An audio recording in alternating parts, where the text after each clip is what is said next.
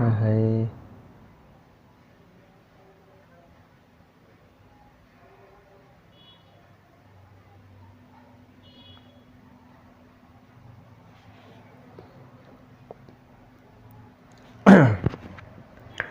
नमस्कार व्यूअर्स, एक बार फिर से स्वागत है आपका आईएएस पॉइंट के इस चैनल पे। और आज हम पढ़ रहे हैं चरण 3। इससे पहले आपने 2 चरणों के बारे में पढ़ लिया था कि जब इंडिया में 1951 के बाद जो नियोजित विकास की प्रक्रियाएं चालू होती हैं वो कैसे कैसे होती हैं, तो इसे हम पढ़ रहे थे। तो यहाँ पे आपका चरण 3 शुरू होता है। 1974 में फेरा लागू होने के बाद भारत सरकार नियोजित विकास की प्रक्रिया में विदेशी पूंजी के सहयोग के लिए तैयार होती है। तो क्या होता है 1974 में जब फेरा आपका लागू हो जाता है, ठीक है। इसके बाद भारत जो सरकार है वो नियोजित विकास की प्रक्रिया में जो आपका फॉरेन इन्वेस्टमेंट है उसको भी सहयोग को भी लेने के लिए तैयार हो गई। लेकिन यह नगद विदेशी निवेश के माध्यम से नहीं होना था, बल्कि प्रौद्योगिकी हस्तांतरण के रास्ते होना था, और वह भी निजी क्षेत्र द्वारा। प्रस्तावित कुल परियोजना मूल्य के 26% के अंतर्गत ही मूलतः है फेरा के अंतर्गत सरकार ने भारतीय निजी क्षेत्र में विदेशी मुद्रा का प्रवाह नियंत्रित कर दिया, जिससे कि तकनीकी स्तर, उन्नयन प्रक्रिया तथा पूरे विश्व भर में आधुनिक तकनीक के हस्तांतरण पर भी असर पड़ा। इस अंतर को पूरा करने के लिए तकनीकी हस्तांतरण मार्ग की व्यवस्था की गई। इसका अर्थ यह था कि भारत जो सरकार है वो विकास प्रक्रिया में विदेशी निवेश का समावेश चाहती है कि जो आपकी फॉरेन कंट्रीज़ हैं उसका भी यहाँ पे इन्वेस्टमेंट हो। जब आपका देश आज़ाद होता है उसके बाद तो मना कर दिया था कि भाई बाहर की कंट्री आएंगी, फिर से वही होगा जैसे ब्रिटिशर्स ने करा। लेकिन यह धीरे धीरे 1974 से इसकी शुरुआत हो जाती है। यह 2 प्रकार से प्रतिबंधित था, जो आपका विदेशी निवेश का समावेश चाहती थी। यह न तो प्रत्यक्ष था जैसा कि हम आज के प्रत्यक्ष विदेशी निवेश में देखते हैं, और न ही अप्रत्यक्ष PIS की तरह, बल्कि प्रौद्योगिकी।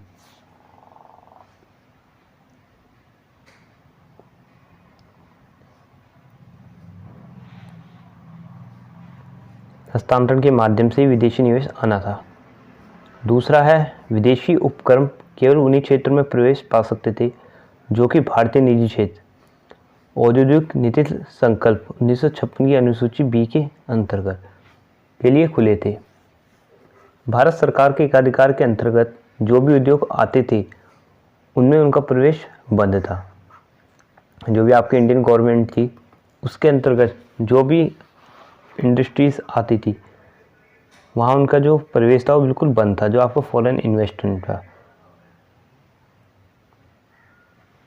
इसका अर्थ यह है कि भारत एक ऐसे निवेश मॉडल को अपनाने में विफल रहा जिससे कि विदेशी पूंजी के बेहतर तत्वों का दोहन किया जा सकता है। आधुनिक प्रौद्योगिकी, बेहतर कार्य संस्कृति तथा सबसे महत्वपूर्ण अत्यंत विरल निवेश योग्य पूंजी। विशेषज्ञों का मानना है कि भारत के लिए यह एक खोया हुआ अवसर था।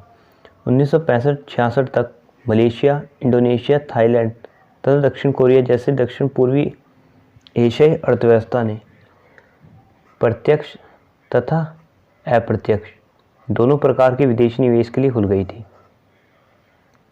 साथ ही वहाँ की सरकारों ने उन औद्योगिक परिप्रेक्ष्यों को नियंत्रण मुक्त कर दिया जो कि पूर्ण रूप से सरकार द्वारा नियंत्रित थी। उल्लेखनीय है कि इन देशों की अर्थव्यवस्थाएं भी स्वतंत्रता के पश्चात भारत की अर्थव्यवस्था के साथ ही शुरू हुई। इस प्रकार इन देशों में विरल निवेश योग्य पूंजी का ही नहीं बल्कि दुनिया के आधुनिक प्रौद्योगिकी, विश्व स्तरीय कार्य संस्कृति तथा उद्यमशीलता का भी दोहन करने का यहाँ पे अवसर मिला। जल्द ही अर्थव्यवस्थाएं एशियन टाइगर के नाम से जाने लगी। 1985 के बाद संसाधन जुटाने में एक प्रकार की गतिशीलता दिखाई देती है। यहाँ पे 1985 में जो भी आपके रिसोर्सेस गवर्नमेंट चाह रही थी संसाधन जुटाने की, जिससे आपके जो नियोजित विकास हैं उनको बढ़ावा मिले, तो 1985 में गतिशीलता दिखाई पड़ती है। लगातार 2 योजना आयोगों ने अर्थव्यवस्था को खोलने तथा भारत या विदेशी निजी पूंजी के ऐसे क्षेत्रों में प्रवेश की वकालत की जो कि अब तक भारत सरकार के लिए आरक्षित थी। इनका सुझाव था कि भारत सरकार को उन क्षेत्रों से हट जाना चाहिए जहां की निजी क्षेत्र का कमाल संभाल सकते थे। जैसे कि आधारभूत संरचना क्षेत्र, साथ ही भारत सरकार को ऐसे क्षेत्रों पर ध्यान देने को कहा गया जिनमें निजी क्षेत्र की कोई रुचि नहीं हो सकती है, जैसे कि आपका सोशल सेक्टर हो गया।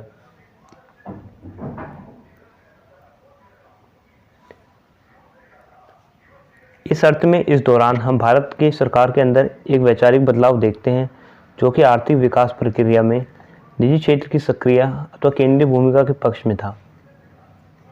यह एक बिल्कुल अलग तरह की निवेश मॉडल को अपनाने का मामला था, लेकिन राजनीतिक इच्छा शक्ति की कमी के कारण सरकार इसके लिए पूरी तरह तैयार नहीं होती है। हालांकि इस वक्त सरकार का रुझान 1985 तथा 1986 की औद्योगिक नीति में दिखाई देता है। हालांकि इसे आर्थिक सुधार के अर्थ में नहीं लिया जाना चाहिए, जो कि वास्तव में 1991 से आरंभ की गई। 1991 से जो आपके इकोनॉमिक रिफॉर्म जो स्टार्ट की गई उसके अर्थ में इसे नहीं लिया जाना चाहिए। 1990 तक निवेश मॉडल के सारांश के रूप में हम निम्नलिखित बिंदुओं पर प्रकाश डाल सकते हैं।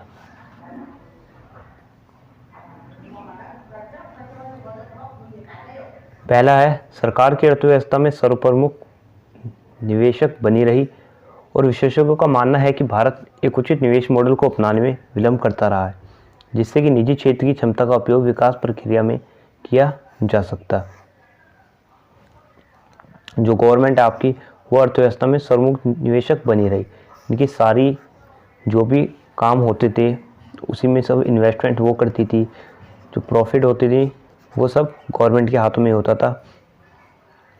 ठीक है, तो ये पहला पॉइंट यहाँ पे ये है निवेश मॉडल। दूसरा यहाँ पे ये है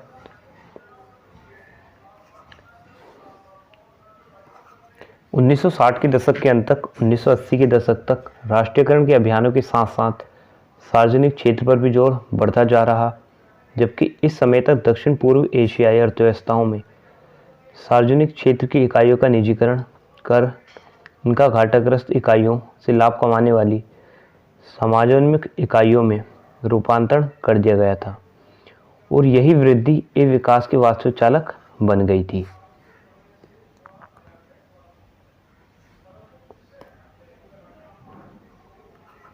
कर प्रणाली की पुनर्रचना अधिकतम कर राजस्व को बढ़ाने के लिए की गई।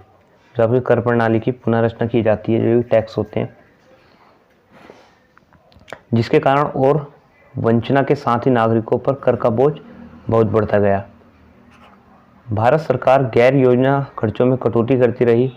जो भी आपके बिना फालतू के खर्च थे उसमें यहाँ पे गवर्नमेंट ने कटौती करना शुरू कर दिया, जिससे कि नियोजित विकास के उद्देश्य से संसाधनों का आवंटन किया जाता रहे।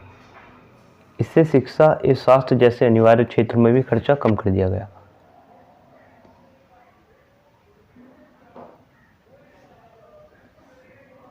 वित्तीय प्रणाली पर सरकार की अत्यधिक निर्भरता से निजी क्षेत्र अपनी जरूरतों के लिए उपयुक्त स्तर तक निधि का प्रबंध नहीं कर पाया। प्रौद्योगिकी स्तर उन्नयन तथा नई तकनीक की शुरुआत को निजी क्षेत्र को विदेशी मुद्रा की अनुपलब्धता के कारण झटका लगा। भारत सरकार 1970 के अंत तक अपने भारी दायित्वों को पूरा करने में कठिनाई का अनुभव करने लगी थी। जो भी इसकी रिस्पॉन्सिबिलिटीज़ थी, यहाँ पर मुश्किल होती है इंडियन गवर्नमेंट को ये सब पूरा करने में, और ऐसी स्थिति में सार्वजनिक क्षेत्र की इकाइयों के विस्तार के कारण पैदा हुई थी।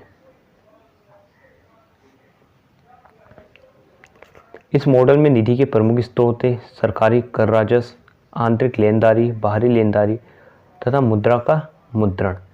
निधि की आवश्यकता तथा उसकी उपलब्धता के बीच हमेशा अंतर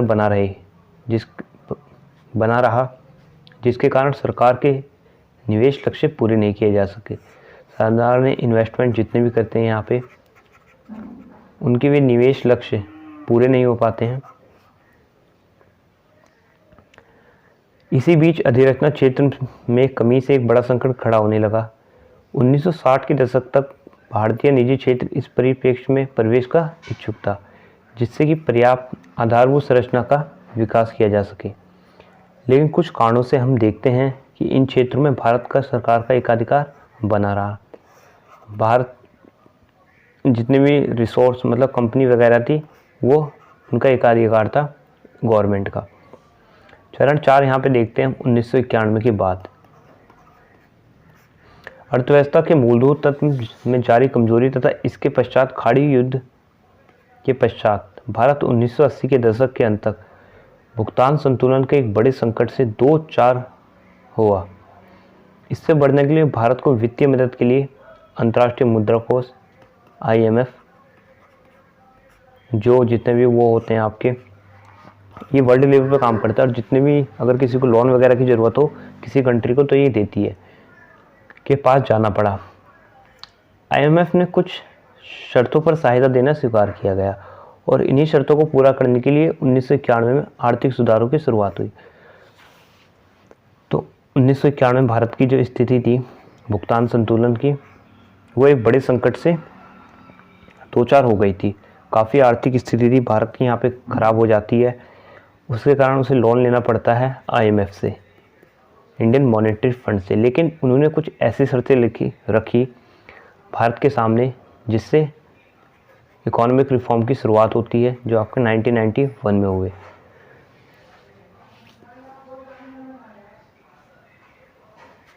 सुधार युग भारत को भविष्य में अर्थव्यवस्था के विकास के लिए निजी क्षेत्र को शामिल करना बाध्य किया गया और यही एक अलग निवेश मॉडल सामने आया जिसके प्रमुख तत्व निम्नलिखित में शामिल है। पहले तो यहाँ पे गवर्नमेंट का जो था वो एकाधिकार चल रहा था, लेकिन बाद में क्या हुआ, निजी क्षेत्र को शामिल करने को यहाँ पे बाध्य होना पड़ा क्योंकि उसे लोन लेना था IMF से, और उसके जो प्रमुख तत्व थे वो निम्नलिखित प्रकार से थे। पहला, अब तक सरकारी एकाधिकारवाद के अंतर्गत रहे उद्योगों को निजी निवेश के लिए खोला गया। आणविक अनुसंधान, आणविक ऊर्जा तथा रेलवे का छोड़ के बाद में अंतिम दो क्षेत्रों को भी आंशिक रूप से खोल दिया गया और इन सभी में प्रत्यक्ष विदेशी निवेश की अनुमति दी गई।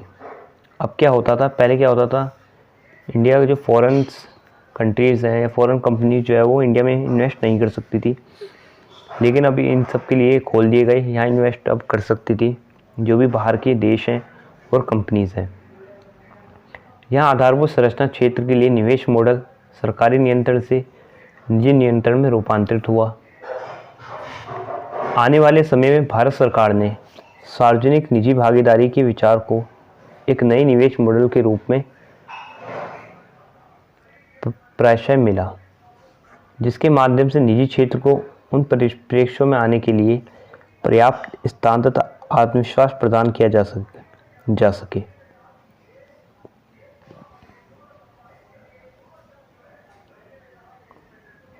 थर्ड पॉइंट है यहाँ पे हमारा 2002 में सार्वजनिक निजी जन भागीदारी PPP 444P का विचार 10वीं योजना के माध्यम से सामने ले आई, जिसका उपयोग स्थानीय स्तर पर हो सकता है, जहाँ की भौतिक एवं सामाजिक अधिरचना के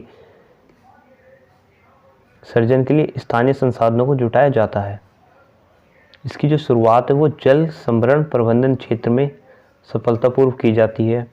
गुजरात सरकार ने पानी पंचायतों में इसके अंतर्गत सफल प्रदर्शन किया। आधारभूत संरचना PPP में अपने हिस्से का धन जुटाने में निजी क्षेत्र का सहयोग करने के लिए सरकार ने आधारभूत विकास फंड इंफ्रास्ट्रक्चर डेवलपमेंट फंड का गठन व्यहनीयता अंतर्निधियन वायबिलिटी गैप फंडिंग के लिए किया है।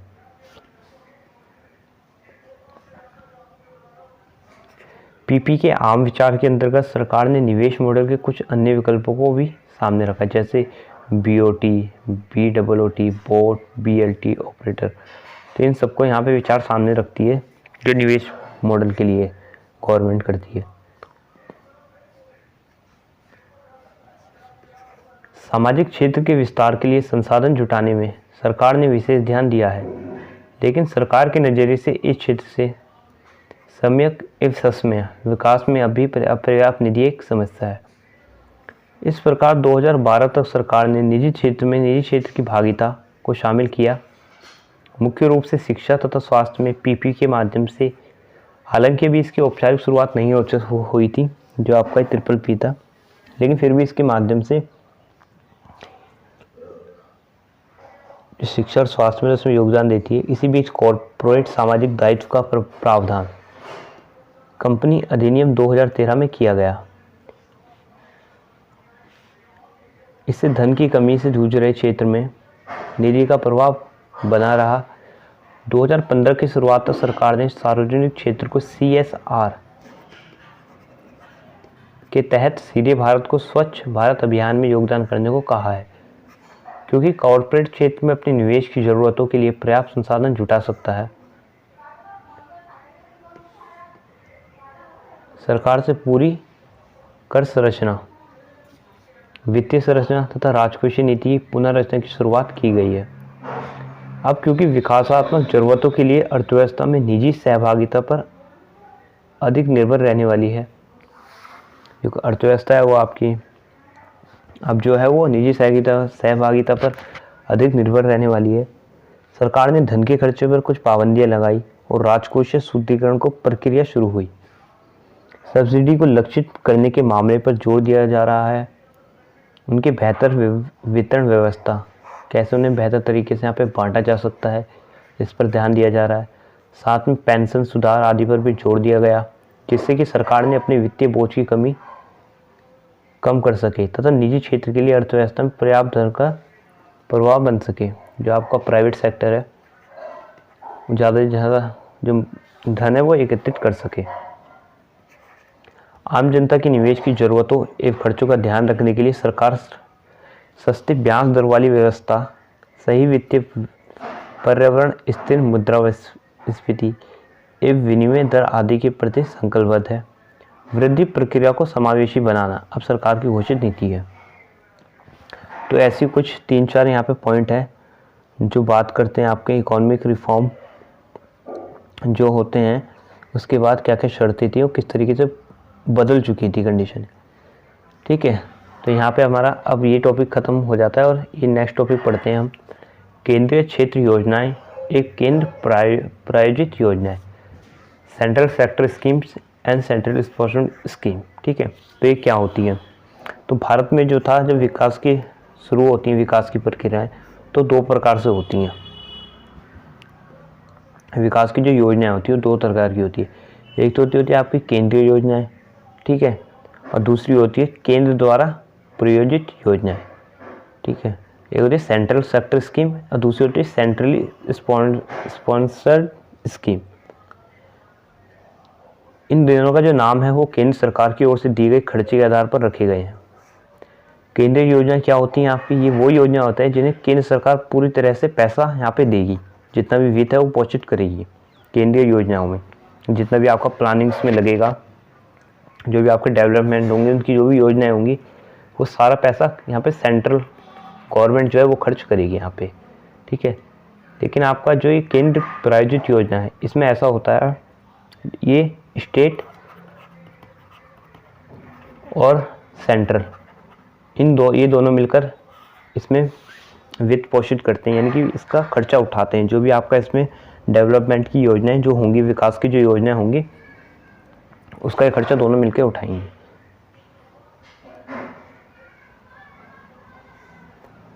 ये योजनाएं संघीय सूची से संबंधित होती हैं। वैसे केंद्रीय मंत्रालय चाहे तो सीधे राज्यों और केंद्र शासित प्रदेशों में वित्तीय योजनाओं को लागू कर सकता है, लेकिन इसके संसाधन राज्यों को स्थानांतरित नहीं किया जा सकते।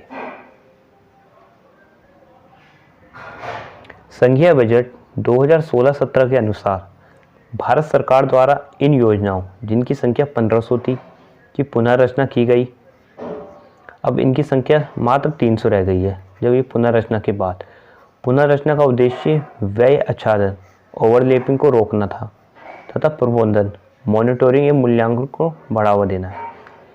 केंद्र प्रायोजित योजनाएं CSSS के वित्त पोषण के लिए केंद्र तथा राज्य सरकारें दोनों जिम्मेदार होती हैं। इसका अनुपात 50-50, 70-30, 75-25 अथवा 90-10 तक हो सकता है। इसका जो कार्यान्वयन है वो राज्य सरकारों द्वारा किया जाता है, ताकि राज्य क्षेत्रों को प्राथमिकता दे।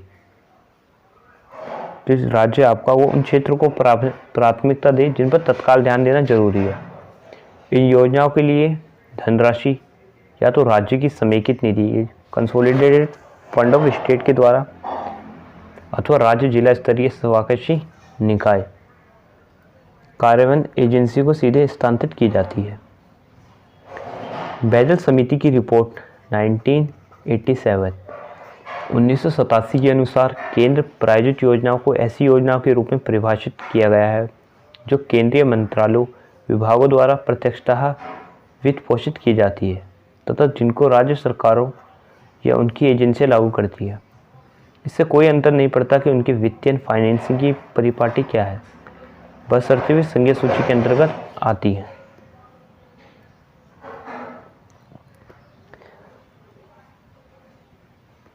अवधारणात्मक रूप में केंद्रीय योजनाएं एवं अतिरिक्त केंद्रीय योजनाएं केंद्र सरकार द्वारा राज्य सरकार को हस्तांतरित कर दी जाती है।